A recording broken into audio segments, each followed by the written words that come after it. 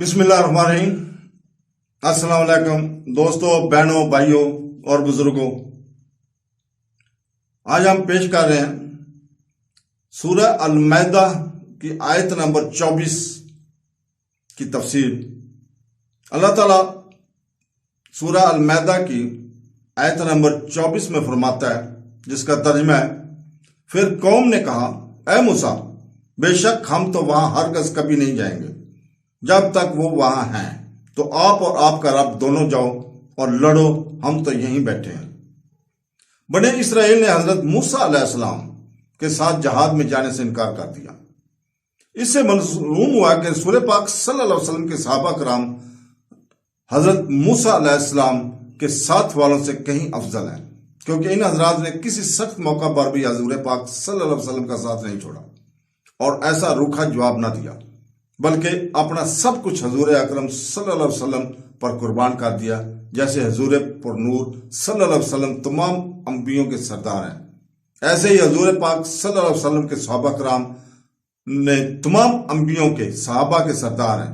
सहाबा कराम रज़ियल्लाहु ताला अन्हु की जानसारी के बारे में जानने के लिए ये वाक़या मुलाज़ा फरमाएं।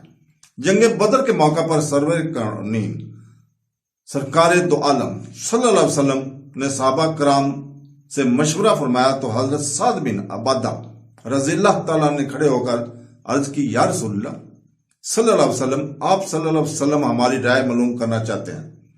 इस जात की कसम जिसके कब्जा कुदरत में मेरी जान है, अगर आप सल्लल्लाहु अलैहि वसल्लम ने हमें समुंदर में कूद जाने का हुक्म इरशाद फरमाया तो हम इसमें कूद जाएंगे।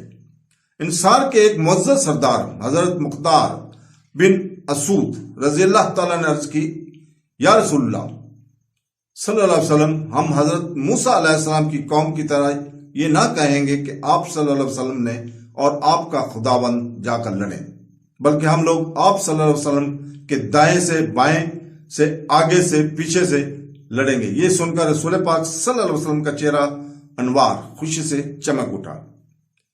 तो दोस्तों, अल्लाह ताला हमें कुरान पाक पढ़ने, उसकी तफसीर पढ़ने और उसको समझने की तौफीक अता फरमाए और उसके ऊपर अमल करने की तौफीक अता फरमाए। आमीन सुम आमीन। अल्लाह हाफ़िज़।